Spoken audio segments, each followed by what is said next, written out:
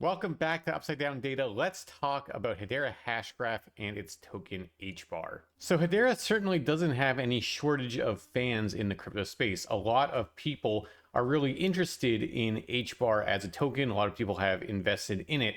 And if you're not familiar, Hedera Hashgraph is a layer 1 protocol. It's something where you can build decentralized applications on top of it. You can tokenize assets on it, things like that.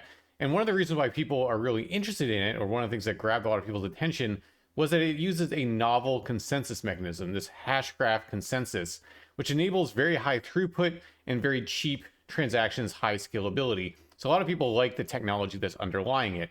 And certainly, as a network, it has gotten quite a bit of use more recently. If you just look at the transactions per second that are currently happening on the Hedera mainnet, it is quite high, 1,700 up now 2,000 transactions per second.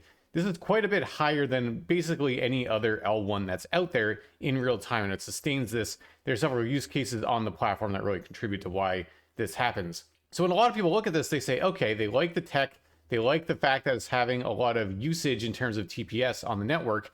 So then they think that should translate into price moving up. What I want to talk about in this video is maybe why the price action for Hedera has maybe been a little bit more lackluster than some people would like, but also talk about where is the direction for HBAR going from here? Is the direction still pointing up, or is there concern here? And why might there be this relative weakness in price action? So let's go ahead and get into it. All right, so the first thing I want to talk about is where is HBAR going from here? Should we expect the bull market to continue or not? So the first model I want to talk about is our upside downside potential indicator, or UDPI. So this is a risk model that we have here at the channel, and it cares about moves that play out over days to weeks, so pretty short in its time horizon. Higher level means higher risk, lower levels mean lower risk. And you see it does a really good job of capturing these relatively low risk periods as well as these high risk periods where price tends to fall off afterwards. And more recently, kind of coming out of the lows of the bear market, we had this big pump up to about 1.64. 5 is the top of the scale here. Cooled off, let risk reset. Then we rallied again, moved up to even higher risk levels, almost 3, before finding a local top up here and have moved down. Now, the good sign here is that risk has cooled off quite a bit. We're down just above -3, similar levels to where we'd rallied from in the past. So that might be the thing where if broader markets allow, if Bitcoin stops correcting, or if we don't have further bleeding in the broader crypto market, this would be a nice potential staging ground for another leg up for Hedera in that shorter term time frame. Now, nothing's guaranteed, and this is really talking about conditions, that the conditions are there in the short term for Hedera to go and realize some of this plausible upside potential that sits above it. But we might need to see some strength first to think that that move is actually going to potentially start playing out. Now, one of the models we can look at to see when might that strength be coming into the HBAR market and maybe set it into that next leg up, that the conditions seem like that could be plausible, is our trend confidence indicator, or TCI. So I've zoomed this in on recent price action. Basically, the way that you can interpret the TCI is looking how it's trending relative to price. So if you see the TCI start to trend up, that's a good sign, and price will oftentimes follow after it. But if you see price moving up and the TCI start to move down, like we saw here, that's a sign for concern, suggesting that a correction might be coming. That's exactly what we saw through here. Then again, the TCI moving up aggressively, price follows it up. And then the TCI moving down aggressively, price following it down. So that's the way that you can oftentimes interpret this, is that the TCI will forecast or give an indication, an early indication of maybe if strength is entering the market or if weakness is entering the market. So what I would like to see before thinking that the short-term upside potential will start to get realized is a notable reversal on the TCI. I'd like to see this start trending up in a notable way. That might be a suggestion that strength is re-entering the market and that HBAR is ready to go ahead and realize some of this short-term upside potential. So we're not there yet, something I'm certainly going to be watching, but that's one of the things that I'm going to be looking for in that shorter-term time frame. Obviously not financial advice, you should make of the data as you will, but that's one of the things that I'm going to be looking at. Now, if we zoom out a bit more and think more in the longer term with HBAR, a lot of people in the HBAR market don't care about the short-term movements, they just care about the longer term. Let's talk about how things look relative to that. So this is our long-term upside downside potential indicator. So it's the risk model, similar interpretation to the short term, except this cares about moves that play out over months to multiple months. It's much longer in its time horizon. You see, it also does a good job of capturing these big macro movements And notably, where we stand right now is still above neutral. So 0 is that neutral point where the upside potential and downside potential in the longer term are roughly neutral. So we're a bit above that, suggesting that there's more downside potential than upside that's plausible, though certainly not a massive skew in that regard. But when I look at this, what I would like to see personally is for long-term risk to cool off more. To think that we're going to get a sustainable long-term rally to the upside, I'd much rather rally from levels like, for example, we did back here in November 2020 or here in July of 2021, where we had these more notable moves up. I'd like to see risk reset back down to lower levels. So I'd like to at least see it get below 0, if not into the deeper negatives. Now, there's no guarantee that that's going to happen, right? If we go into a full-on bull market impulsive move up, then we could easily just keep on moving up from here. Maybe if we just really go and realize all the short-term upside potential, then we're not going to see risk start to reset on the longer term like that. But personally, I would like to see that happen, to think that a sustainable move to the upside is likely. And I think if the broader crypto market remains relatively weak, like it looks right now, or at least consolidating, there's a reasonable chance that HBAR won't really do anything too exciting, and that we might be able to see risk cool off more before ultimately setting the stage for that next leg up that might potentially be coming. So that's something that I'm going to be looking for from this particular model's perspective. Now, the final model I want to talk about here is our forecast model. And so what's really nice about this model is it gives us a probability estimate of basically the outlook 6 months into the future. Is it a bullish outlook or a bearish outlook? Or in other words, is the expected 6 months return positive or negative? So if you're really high on this, so for example, 0.96, that would be a 96% chance that there will be a positive return 6 months from now for HBAR. Whereas if you're all the way down here at, for example, 0.08, that's only an 8% chance that the 6 months return going into the future will be positive. So basically what you can see, bull market, very much bullish, this model. Then as we went into the all-time high, got increasingly bearish. Then as we went into the bear market, was just incredibly bearish this whole time, but then reversed right at the lows and then got bullish again. So this is one of the models that I was looking at to turn bullish back here in 2023. Not just for HBAR, for a lot of other assets, we were seeing the forecast model flip bullish. One of the reasons why I flipped bullish at that time. And indeed, price has been moving up. Now, not as explosively as some other assets, certainly, and that's something I want to talk about next, bit about why maybe the price action has not been super explosive for HBAR, but certainly positive. And that's really what this model is trying to tell you. Is the outlook bullish or bearish? Price trending up or down? And absolutely, I nailed that.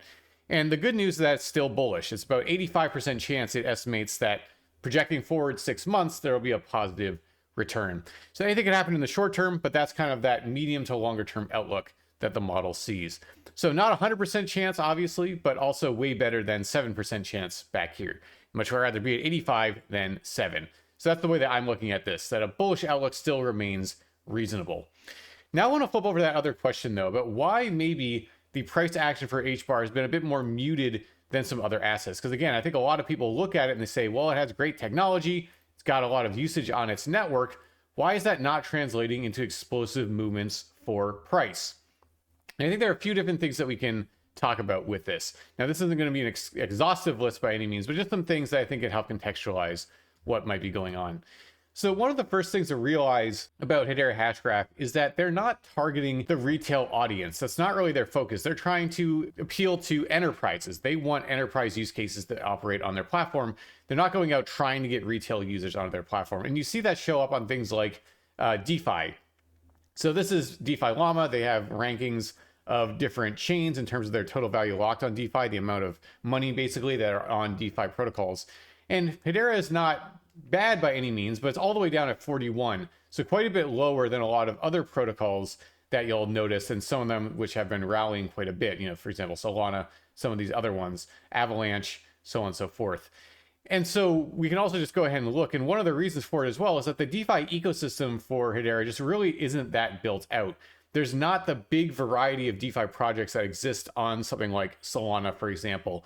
And so there's just less to really bring people in or excite people. And especially when you can go to Solana and you can operate on it pretty cheaply, then it's kind of like, okay, why would you go to Hedera with this smaller DeFi ecosystem if you can just go somewhere else that's cheap that has way more options? And so from a kind of retail perspective, there's less interest from that perspective, which might also translate to less speculative mania around HBAR, because there's not that, for example, meme coins going crazy like what happened in Solana things like that happening on HBAR. Just a quieter scene overall. Now, you can make arguments about whether or not that's a good or a bad thing, but certainly if you're just talking about in a bull market where hype is everything, narrative is everything, this is not a thing that's likely going to be helping HBAR too much because there's not really a whole lot going on in this particular area.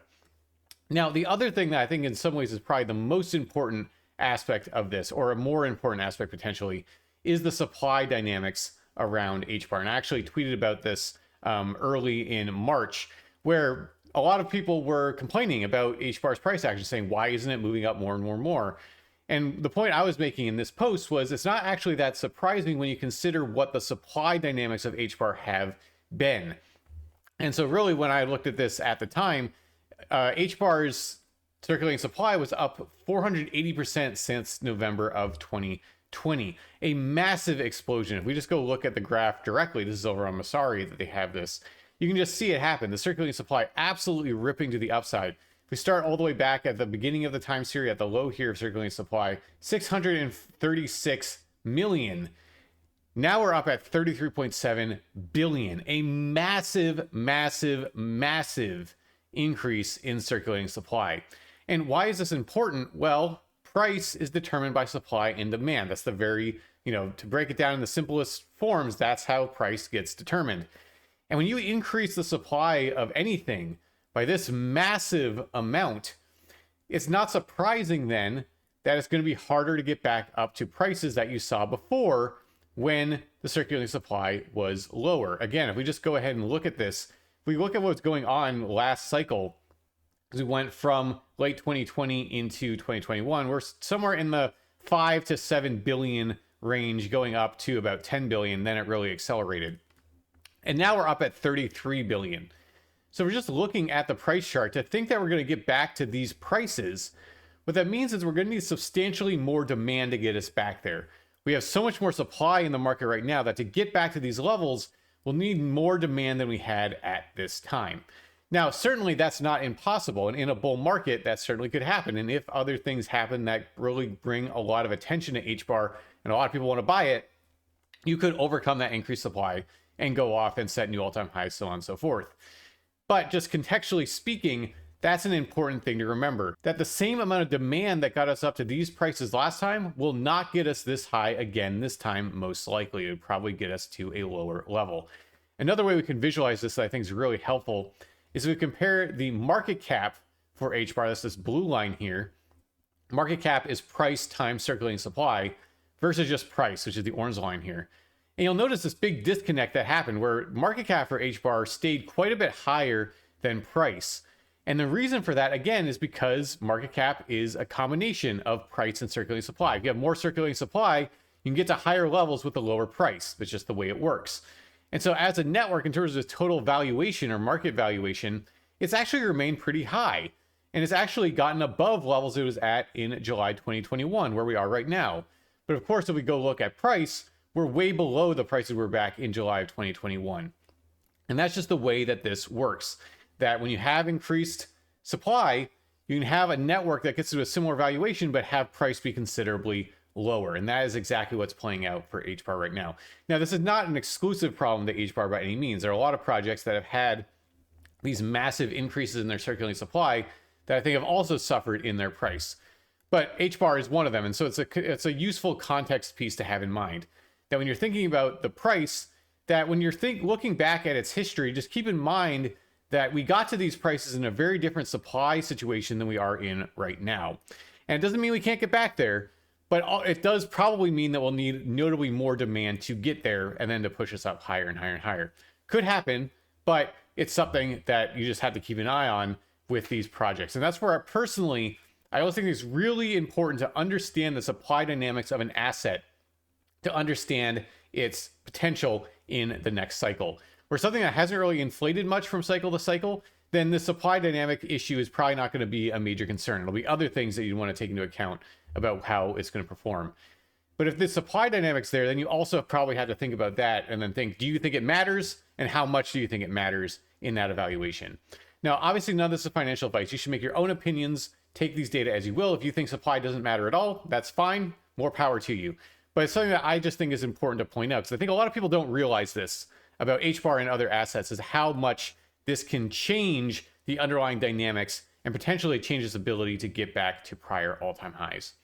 So we're going to wrap up then for HBAR. I think HBAR is certainly a project that has good technology behind it, and it has a lot of actual usage, basically proving its ability to run at high transaction per second for a very sustained long period of time.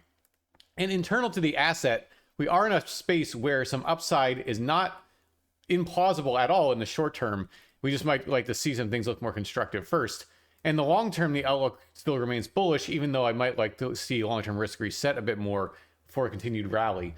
But then it's important to always keep all of this in context of the other aspects that surround an asset. So with HBAR, I think it's just useful to understand the market that they're trying to target, which is not retail market. And so that might be a slower burn for them to actually be able to get that type of adoption on the protocol. And also just understand what the supply dynamics are and how different things are now from what they were last cycle. All right, if you like the content, remember to subscribe to the channel, give the video a like, and follow us over on X. A lot of updates about our models and more over there. And you can go to our website, claritydigital.io, to see live data from our models and more.